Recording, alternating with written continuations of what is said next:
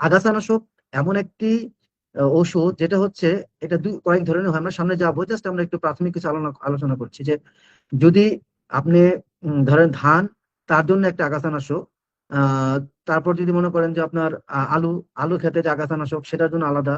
তো আলু খেতে যে আগাছানাশক সেটা যদি আপনি ধান খেতে ব্যবহার করেন তাহলে কিন্তু আপনার ধান খেতে ক্ষতি হবে, আবার কাজ নাও করতে পারে।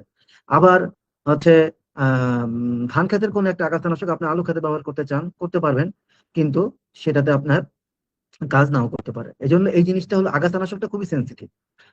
সর্বপ্রথম বাংলাদেশে যত কোম্পানি আছে, যারা ভালো ভালো কোম্পানি, যারা প্রথম আগাছানাশক নিয়ে আসছিল, তারা কিন্তু প্রথমে এসে যে কাজটা করতো, বাংলাদেশের কৃষক কিন্তু প্রথমে আগাছানাশকটা হচ্ছে তারা এই মানে উম, যে- মানে কৃষক দিয়ে গেছে ধান খেতে, কৃষকরা তখন বলছে যে এইটা দেওয়া যাবে না, এটা দিলে আমাদের হচ্ছে ক্ষতি হবে। তখন ওই কোম্পানিগুলো তাদেরকে বলছে যে দেখেন ভাই, আপনারা এই ওষুধ ব্যবহার করেন, যদি যদি আহ যদি কোনো এই মানে ক্ষতি হয় আপনাদের এই মানে ফসলে, এই যা যা ইয়ে আছে সবই আমি মানে সবই উম, সব টাকা আমরা দিব, এভাবে করে কোম্পানিরা কৃষকদেরকে বললে বলে তারপর আস্তে আস্তে এটাকে প্রচার করছে। প্রচার করে কিন্তু এখন দেখেন আগাছানাশক কৃষকরা প্রচুর ব্যবহার করে, কারণ আগের মতো আপনার ওই লেবার। তো যাই হোক, আমরা এখন মূল আলোচনায় আসি। তো প্রথম হচ্ছে যে আগাছা বা আগাছানাশক কি, আগাছা কি, তারপর আমরা আসবো আগাছার পরিচিতি, তারপর হচ্ছে আগাছানাশকের সঠিক ব্যবহার। যেটা আমরা বলছিলাম যে আগাছা হচ্ছে কি, যে ধরেন আপনার ধান ক্ষেতের মধ্যে যদি আপনার গম গাছ হয়, তাহলে ওই গম গাছটা কি হবে, ওই ধান ক্ষেতের জমিতে ওইটা আগাছা। আবার গম ক্ষেতের জমিতে আপনার যদি ধান গাছ হয়, তাহলে ধান গাছটা ওই গম ক্ষেতের জন্য আগাছা। সো মানে আমাদের কাঙ্ক্ষিত ফসল যেটা থাকবে ওইটা বাদে অন্য যা কিছু থাকবে সেটাই আমাদের কিন্তু আগাছা। তো আগাছা কি কি মানে আমাদের ক্ষতি করে, মূলত যেটা আমরা বলছি, যখন আমরা জমিতে ধরেন পানি দেই, সার দেই, তারপর হচ্ছে আপনার বিভিন্ন মানে সূর্য মানে আলো আসে, হুম, তো লাইট বলি আমরা। ধরেন আপনার একটা ধান ক্ষেত, ধান গাছ বা যে কোনো একটা গাছ, যদি এটা যদি তার পাতা যদি মানে তার পাতার যদি এরকম হয় যে ধান গাছের ঘাস মানে জমিতে তার ঘাসটা আগে হয়ে গেছে, গাছটা কিন্তু হয়নি, তাহলে কিন্তু ওই যে ধান গাছটাও কিন্তু আর বড় হইতে পারবে না, কারণ সূর্যের আলোটা ঠিক মতো তার গায়ে বা ওই ফসলের গায়ে ঠিক মতো যাবে না। আবার আপনার যদি এরকম হয় যে এখানে জল মানে পানি পানি দিচ্ছেন, এখন আপনার যে এই পানিটা আপনি দিচ্ছেন সেখানে কিন্তু দেখা যাবে যে আপনার প্রচুর মানে যদি আগাছা থাকে তাহলে তারা কিন্তু এই পানিটা বেশি ব্যবহার করবে। তাহলে কি হবে, তাহলে যেটা হবে সেটা হচ্ছে যে আপনার যে মূল যে ফসলটা সেটা কি হবে না, সে এই পানি বা জল এগুলো পাবে না। এখন আগাছা কি কি সমস্যা সৃষ্টি করে। ওকে, প্রথমে আমরা দেখি পুষ্টি ও আলোর জন্য প্রতিযোগিতা করে, জলের জন্য প্রতিযোগিতা করে, রোগ ও পোকার আশ্রয় স্থল। আমরা যে কিছুক্ষণ আগে বলতেছিলাম যে আপনারা রোগ এবং পোকার জন্য আমরা ওষুধ ব্যবহার করি, কিন্তু যে আগাছার ভিতরে এই যে পোকাগুলা রোগগুলা মানে পোকাগুলো আশ্রয় নেয়, এবং রোগের যে মানে যেটা শুরুটা যেখানে হয় সেটা হচ্ছে যে এই হলো এই আগাছা, এই আগাছার মধ্যে আশ্রয়টা নেয়। এখন যদি আমরা যদি আগাছাটাকে প্রথমে যদি আমরা এটাকে মানে নির্মূল না করি, যেটাকে আমরা যদি এটাকে দূর না করি, তাহলে কিন্তু এই পোকা বা রোগ এখানে আশ্রয় নেবে। আর যার ফলশ্রুতি কি হবে, পরবর্তীতে ওই গাছে পোকা ধরবে, রোগ আসবে, এবং যেটার মানে মানে আলটিমেটলি যেটা হবে সেটা আমাদের ফলনটা কম হবে। হুম। আহ, এই ফলন মানে আহ, ফলনটা মানে কম হবে, এবং আপনাদের উৎপাদন খরচটা বেড়ে যাবে। কারণ যদি রোগের প্রাদুর্ভাব বেশি হয়, পোকার আক্রমণ যদি বেশি হয়, তাহলে কিন্তু কি হবে আলটিমেটলি, হ্যাঁ, আপনার উৎপাদন খরচ কি হবে, কম বেশি হবে। আর উৎপাদন খরচ যদি বেশি হয় তাহলে কিন্তু আপনার যে বাজারে যে বিক্রয় মূল্য সেটা কিন্তু আপনি ভালো পাবেন না। ওকে, এবার আমরা আসি যে আগাছা মূলত কত ভাগে বিভক্ত করা হয়। আমরা তো আসলে এখানে আসলে অনেক ধরনের আমাদের মানে ট্রেনি অনেক স্টুডেন্ট আছে, যারা অনেকে আছে একদমই জানে না। সো এই জন্য আমরা একদমই ভেঙে ভেঙে কথাগুলো বলতেছি, এই কারণে যে আসলে এখানে আছে অনেকে অনেক ভালো জানেন, হ্যাঁ জানতে পারেন, আবার অনেকে আছে একদমই জানেন না। এই জন্য আমি সবার জন্যই একটু ভেঙে ভেঙে বলবো। আর যারা একটু আপনারা জানেন তাহলে তারা একটু একটু মনোযোগ সহকারে আপনারা একটু মানে কথাগুলো শুনে দেখা যাবে, আপনি যারা জানেন সেটা আমার সাথে অ্যাড হইলে তখন আপনার এই ইয়েটা আপনার মানে জানাটা দেখবেন যে ঠিক আছে কিনা আপনি চেক করতে পারলেন। তো একটা হলো পাতার গঠনের উপর ভিত্তি করে, আর একটা জীবন চক্রের উপর ভিত্তি করে। পাতার গঠনের উপর হচ্ছে, যদি পাতার গঠন দেখবেন যে অনেকগুলা অনেক ধরনের ঘাস আছে যাদের পাতা হলো চিকন, আবার অনেক আহ আগাছানাশক আছে যাদের পাতা হলো চওড়া, আবার অনেক পাতা অনেকের অনেক আগাছা আছে যেগুলো হচ্ছে সেজ মানে হচ্ছে শেষ টাইপের, হ্যাঁ, যে তাদের কিন্তু বৈশিষ্ট্য আছে, আমরা সামনে যাব।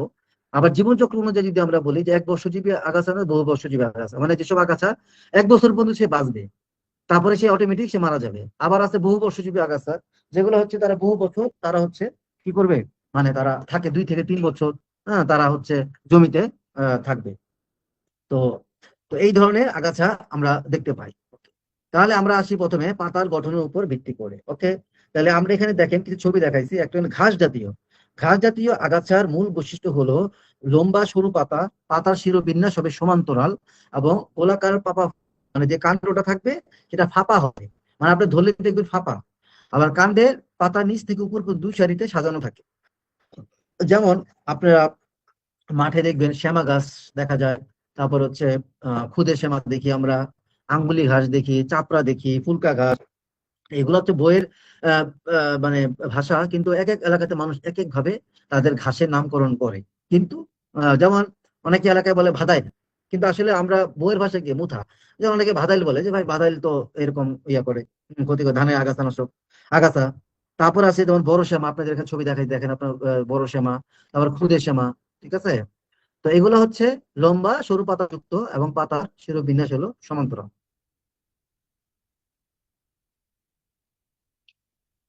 ওকে। তারপরে আমরা দেখেন হলদে মুথা ঘাস, চেঁচড়া ঘাস, চাপড়া ঘাস, এগুলো হচ্ছে আমরা বলি হচ্ছে সব ঘাস জাতীয়। আর শেষ জাতীয় হচ্ছে, শেষ দেখতে ঘাসের মতো হলো এগুলা, পাতা কাণ্ডের উপরে 3 সারিতে সাজানো থাকে। সামনে উপরে উঠে দেখেন যে ও মাথার মধ্যে এরকম মানে ত্রিকোণাকার হয়ে থাকে, ত্রিকোণাকার। এগুলো হলো শেষ জাতীয় আগাছা। এই হলদে মুথা, মুথা, বড় চোচা, তারপর হচ্ছে জৈনা ঘাস, এগুলো হচ্ছে হলো শেষ জাতীয় আগাছা। তারপর হলো চওড়া পাতা যুক্ত আগাছা আছে। চওড়া পাতা মানে যাদের পাতাগুলো চওড়া, বড়, হ্যাঁ, এগুলো হচ্ছে আমাদের পাতা বিভিন্ন আকৃতির এবং শিরোবিন্যাসের জালিকাকার। এগুলা নর্মালি যে ঘাস জাতীয় এবং সেচ জাতীয় যে আগাছা আছে তাদের থেকে এদের পাতাগুলো চওড়া হয়। যেমন আপনি প্রথমে আপনি দেখেন কচুরি পানা, এটা পাতাটা চওড়া। তারপর আছে পানি লং, টোপা পানা, কচুরি পানা, এগুলো হচ্ছে আপনার হলো চওড়া পাতা যুক্ত আগাছা। আরো আছে যেমন বথুয়া, ঝিলমরিচ, শাকনটে, এগুলো পাতাগুলো দেখুন বড়। তো এগুলো হচ্ছে 3 ধরনের, এগুলো যে একটা হলো ঘাস জাতীয়, শেষ জাতীয় এবং চওড়া পাতা, 3 ধরনের আগাছা আমরা দেখতে পাচ্ছি। ওকে, এবার আমরা আসি হচ্ছে যে জীবনকাল স্থিতির ভিত্তি করে যে এক বর্ষজীবী আগাছা, বহু বর্ষজীবী আগাছা। আমরা বলছি এক বর্ষজীবী আগাছা কোনগুলা, যা এক ফসল ঋতুতে জীবন সম্পন্ন করে, যেমন শ্যামা ঘাস, বোত্তা, শিয়াল কাটা, এগুলা। আর বহু বর্ষজীবী হলো পেরিনিয়াল, যেগুলো একাধিক বছর বাঁচে। শুধু বীজ নয়, এদের মূল কাণ্ড থেকে বংশ বিস্তার করতে পারে। ধরেন একটা আগাছা, ধরেন মানে শ্যামা ঘাস বা যে কোনো ঘাসে তাদের কাণ্ডটা থাকলো, বীজ দরকার নেই, এই কাণ্ডটা যদি আপনি ধরেন তার একটা অংশ যদি থাকে, সেখান থেকে আবার শিকড় বের করতে পারে। তো এরা নির্মূল করা কঠিন, ঠিক আছে। দুর্বা ঘাস, মুথা ঘাস, কচুরি পানা, এগুলা। আমরা 3 ধরনের মানে আগাছার কথা আমরা শেষ করলাম। তারপরে আমরা আসছিলাম যে মানে এক বর্ষজীবী আগাছা, বহু বর্ষজীবী আগাছা। কিছু আছে অ্যানুয়াল উইডস, যেগুলো হচ্ছে যে আপনার 1 বছর, হ্যাঁ। আর একটা হলো বহু বর্ষজীবী, মানে 1 বছরের বেশি। ওকে, এবার আমরা আসি যেটা মূল পয়েন্ট আমাদের, যেটা খুবই গুরুত্বপূর্ণ, যেটা হলো আগাছা নাশক। এখন এই যে আপনার যে আগাছাগুলো দেখলেন, এই আগাছাগুলোকে মারার জন্য যে ধরনের প্রক্রিয়া, সেটাকে হলো আমরা আগাছা নাশক বলি, ঠিক আছে। এখন আগাছাকে অনেক ভাবেই দমন করা যায়। একটা হচ্ছে যে আপনি যদি যন্ত্রের মাধ্যমে আপনি উইডিং করতে পারেন, আবার হচ্ছে ওষুধ দ্বারা করতে পারেন। তো যেটা আপনি কনভিনিয়েন্ট মনে করবেন সেটা আপনার করবেন। কিন্তু আমরা যেহেতু আগাছানাশক নিয়ে আজকে আমার আলোচনা, তাই আমরা শুধু মানে কেমিক্যাল নিয়ে কথাটা বলবো আর কি। তো আগাছানাশক হচ্ছে এক ধরনের রাসায়নিক দ্রব্য যা আগাছাকে মেরে ফেলে। এবং বাংলাদেশে প্রায় আহ, প্রায় 68 ধরনের ফর্মুলেশন অলরেডি, আরো বেশি এখন হয়ে গেছে। ব্র্যান্ড আছে প্রায় 1000-এর মতো হবে। আর আগাছানাশকে যেটা হয়, যে গবেষণা দেখা গেছে যে ধান ফসলের শুধুমাত্র ক্ষতিকর পোকার জন্য 25%, রোগের জন্য 20% এবং আগাছার জন্য 33% ফলনে ক্ষতি হয়। ওকে, এবার আমরা আসি যে আগাছানাশকের শ্রেণী বিভাগ। 3 ধরনের আগাছানাশক আমরা জানি। একটা হলো ব্যবহারের সময়ের ভিত্তিতে, মানে কোন সময় আপনি আগাছানাশক ব্যবহার করবেন, ওই সময়টা কখন। আর একটা কার্যকারিতা, মানে কোন আগাছানাশক তার কার্যকারিতা কেমন, সেভাবে আপনি আগাছানাশক ব্যবহার করবেন। আর একটা হলো গাছে কিভাবে প্রবেশ করবে, সেভাবে আরেক মানে ওই ধরনের আগাছানাশক। তো আমরা প্রথমে আসি আমাদের ব্যবহারের সময়। ব্যবহারের সময় আমরা দুই ভাগে ভাগ করছি, একটা হলো প্রি মানে পূর্বে, আর পোস্ট মানে হলো পরবর্তী। প্রি ইমার্জেন্স আগাছা, ইমার্জেন্স মানে হলো অঙ্কুরোদ্গম। প্রি ইমার্জেন্স আগাছা হচ্ছে যেসব আগাছানাশক আগাছা মানে জন্মানোর পূর্বেই, আগাছা জন্মানোর পূর্বেই কি হবে, আমাকে ওষুধটা ব্যবহার করতে হবে।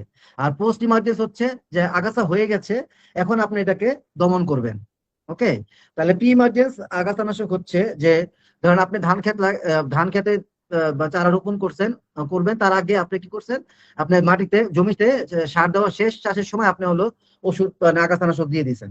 আর পোস্ট ইমার্জেন্স হচ্ছে যে হলো আগাছা বের হয়েছে, এখন ওই সময় আপনি জমিতে আপনি আহ আগাছানাশক আপনি স্প্রে করছেন। ওকে, তো নর্মালি আগাছা প্রি ইমার্জেন্সি আগাছা আপনারা ধরেন আহ মানে ফসলের রোপণের বপনের সময় যখন ফসল বপন করছেন মানে ধান বপন করছেন, তার 3 থেকে 5 দিন বা 1 থেকে 3 দিনের মধ্যে আপনারা জমিতে আইলের ভিতরে পানি দিয়ে তারপরে তো ওষুধ দিতে পারবেন। এটা একটা প্রসেস। আরেকটা হচ্ছে জমিতে শেষ চাষের সময় আপনারা আগাছানাশক ওই মিটিয়ে দিতে পারেন। তো বুটাক্লোর আছে, মানে কি কি ধরনের আগাছানাশক আছে এখানে, আমরা বুটাক্লোর, পেটিলাক্লোর, বিসপাইরিবেট সোডিয়াম। তো বাজারে অনেক ধরনের আগাছানাশক পাওয়া যায়। হুম, তো এগুলাই আপনারা হচ্ছে বাজারে যে আপনার দোকানে জিজ্ঞেস করবেন যে আমি ধান খেতের জন্য আগাছা দিতে পারি, তখন তাকে বলবেন যে এটা কি প্রি ইমার্জেন্স নাকি পোস্ট ইমার্জেন্স, মানে প্রথম 1 থেকে 3 দিনের মধ্যে বা 5 দিনের মধ্যে দিতে পারবে এই আগাছানাশক, নাকি হলো 10 থেকে 15 দিন পরে বা 5 থেকে 7 দিন পর দিতে পারবো সে আগাছানাশক। এই জিনিসটা খুবই জরুরি, ঠিক আছে। আবার দেখা যায় জমিতে আগাছা জন্মানোর পর সাধারণত আগাছার পাতা যখন 1 থেকে 2টা হয়, তখন এই আগাছানাশক ব্যবহার করা হয়। যেমন পাইরাসালফোনিথাইল, পেটিলাক্লোর, ফেনোক্সাম, 2,4-ডিয়ামাইন। হ্যাঁ, এই ধরনের যে আগাছানাশক এগুলো হচ্ছে আপনারা পোস্ট ইমার্জেন্স, মানে আগাছা হয়ে গেছে, 1 থেকে 2 পাতা হয়েছে, তখন আপনারা এগুলো ব্যবহার করতে পারবেন। তারপর হলো কার্যকারিতার ভিত্তিতে, একটা হলো সিলেক্টিভ হার্বিসাইড, একটা নন সিলেক্টিভ। সিলেক্টিভটা আপনারা বুঝেন যে হচ্ছে নির্বাচিত, যে ধান ক্ষেতের মধ্যে যদি ঘাস হয় আপনি স্প্রে করবেন, ধান গাছ মারা যাবে না, কিন্তু ঘাস মারা যাবে, আগাছা মারা যাবে। আর অনির্বাচিত হচ্ছে যে এই ধরনের আগাছানাশক যদি ব্যবহার করেন তাহলে ধানের ক্ষেতের ধানও মারা যাবে, আবার আগাছাও মারা যাবে। যেমন আছে আপনার, যেমন গ্লাইফোসেট, প্যারাকোয়াট, এগুলো নন সিলেক্টিভ, এগুলো আপনারা জমিতে ব্যবহার করে খুব সাবধানতা অবলম্বন করতে হবে। কারণ অনেক কৃষকরা আছে জানে না যে মানে ওষুধ নিয়ে আসে। তো এই জিনিসটা আপনাদেরকে খেয়াল রাখতে হবে যে কোন, মানে আপনি ভুট্টার ক্ষেতের জন্য আগাছা নিয়ে আসবেন, তাহলে ওখানে জিজ্ঞেস করতে হবে যে ভাই ভুট্টার এই আগাছার জন্য আমি ওষুধটা চাই, তাহলে তারা আপনাকে দোকান থেকে এই ওষুধটা দিবে। আর নন সিলেক্টিভটা হচ্ছে যে আপনি ধরেন মনে করেন যে ধান চাষ হয়ে গেছে, মানে ধান উঠাই ফেলছেন, এখন জমিতে আপনি হচ্ছে হলো নন সিলেক্টিভ ইয়া দিবেন, তখন আপনি মনে করেন যে এগুলা ব্যবহার করবেন নন সিলেক্টিভ। ওকে, যে যত আগাছা টাগাছা যা আছে সব একদম মেরে ফেলবেন, সেক্ষেত্রে আপনার লেবার কস্ট অনেক বেশি হয়, এই জন্য সবাই গ্লাইফোসেট বা প্যারাকোয়াট এগুলো ব্যবহার করে। ওকে, এবার আসেন আমরা গাছে প্রবেশিতার ভিত্তিতে, একটা হলো স্পষ্ট আগাছানাশক আর কন্টাক্ট মানে সিস্টেমেটিক আগাছানাশক। মনে করেন যে আমরা আমাদের গায়ে আমরা যদি কোনো ওষুধ, ধরেন আপনার অনেকে চুলকানি হয়, অনেক ধরনের ইয়ে হয়, তখন বাইরে স্ক্যাবিক্স কোনো ক্রিম লাগান, এটা হলো চামড়ার মধ্যে দেন।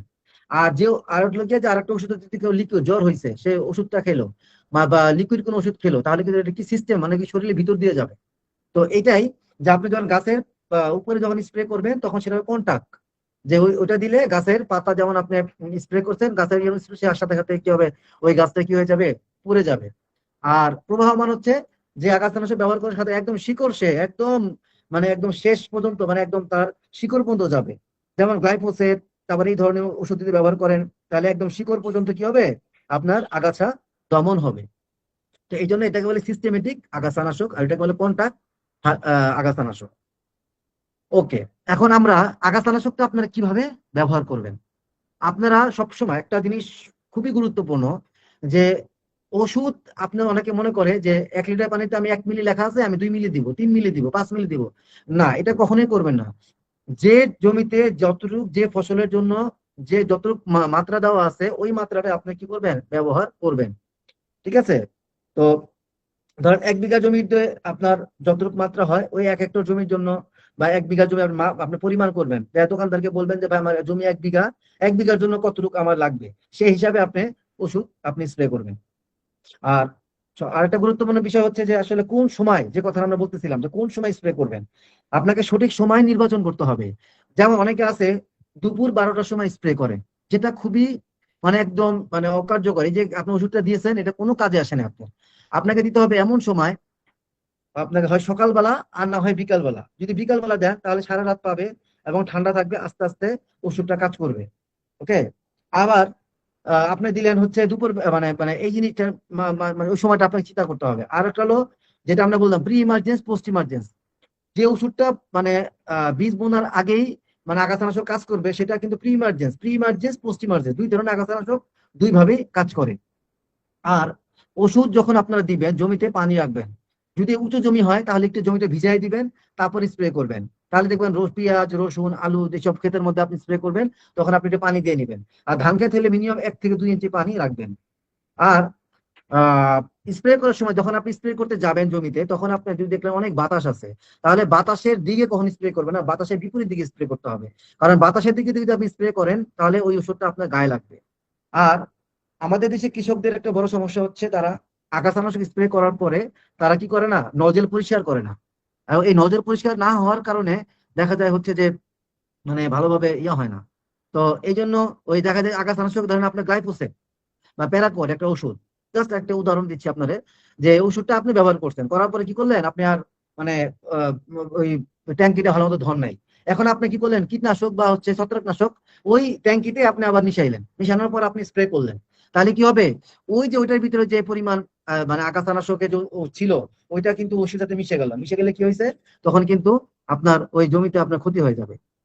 আর আপনি অবশ্যই যখন স্প্রে করবেন, অ্যাটলিস্ট যদি মানে মাস্ক বা গ্লাভস বা চশমা যদি ব্যবহার করতে না পারে, অ্যাটলিস্ট গামছাটা হইলেও নাক মুখটা বেঁধে নিতে হবে।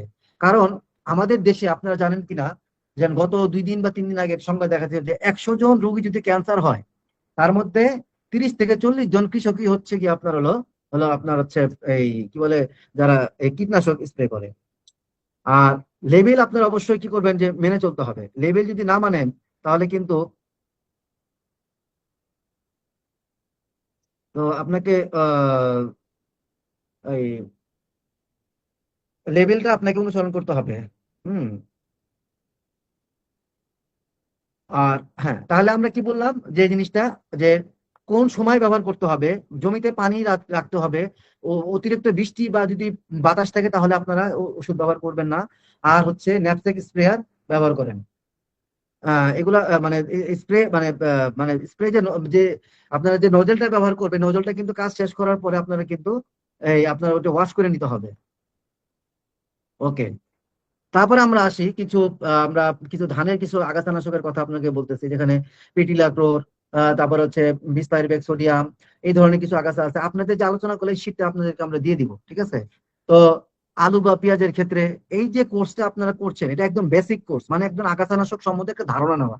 আপনারা যদি অ্যাডভান্স কোনো কোর্স করেন তখন দেখবেন আরো বিস্তারিত আমাদের আলোচনা হবে।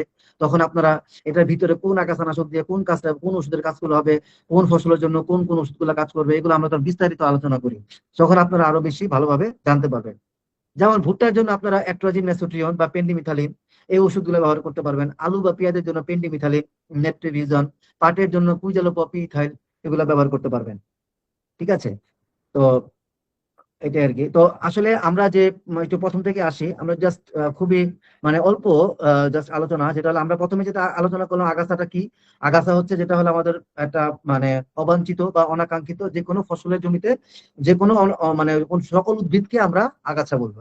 এই আগাছাগুলো কি কি করে, পুষ্টি বা আলোর সাথে প্রতিযোগিতা করে, পানির সাথে প্রতিযোগিতা করে, তাদের রোগ এবং পোকার আশ্রয়স্থল, ফলন হ্রাস করে এবং উদ্ভিদের এবং উৎপাদনের খরচ বৃদ্ধি করে। তারপর আমরা বলছি যে পাতার গঠনের উপর 3 ভাগে ভাগ করা হয়েছে: ঘাস জাতীয়, চওড়া পাতা এবং শেষ জাতীয়। আর জীবন চক্র অনুযায়ী এক বর্ষজীবী, বহু বর্ষজীবী। ওকে। পাতার গঠনের উপর 3 ভাগে ভাগ করা হয়: ঘাস জাতীয়, চওড়া পাতাযুক্ত আগাছা এবং কি শেষ জাতীয় আগাছা। ঘাস জাতীয় আগাছার মধ্যে আছে হলো আমরা মুথা, বড় সেমা, খুদে সেমা, এগুলো আমরা উদাহরণ দিয়েছি, আপনি দেখছেন। হলদে মুথা, চেসরা। আর শেষ জাতীয় যেগুলো হচ্ছে মুথা, হলদে মুথা, চেসরা ঘাস, জৈনা ঘাস, যেগুলো হলো কি, যে কাণ্ডটা হলো ফাঁপা এবং মাথাটা হলো ত্রিকোণাকার। হ্যাঁ, তারপর চড়া পাতার মধ্যে আপনারা দেখতে পাচ্ছেন যে কচুরি পানা, পানি ডগা, শুষ্নি শাক, এই ধরনের আগাছা আছে যেগুলো পাতাগুলো হলো চওড়া। ওকে। তারপর বথুয়া, বনপালং, ঝিলমরিচ, শাকনটে।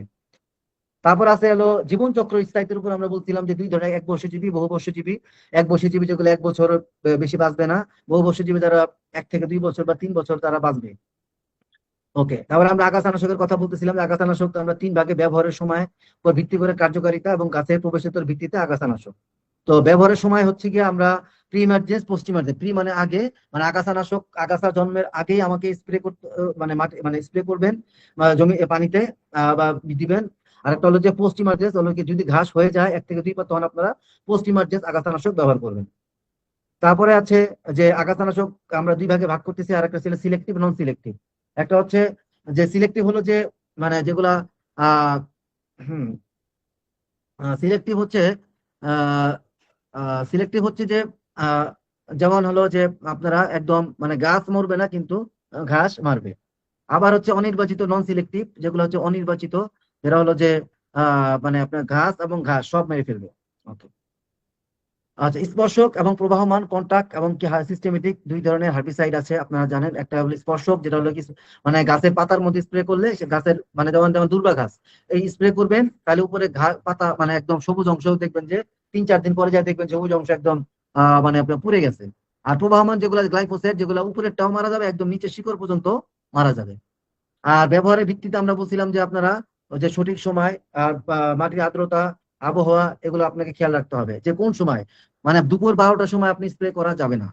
তারপর হচ্ছে জমিতে পানি রাখতে হবে, এবং আবহাওয়া যদি ভালো না থাকে তাহলে আপনি স্প্রে করবেন না। তারপর হচ্ছে যে যে স্প্রেটা করবেন, স্প্রে মেশিনটা যেটা স্প্রে মেশিন ভালো করে ধুয়ে নিতে হবে।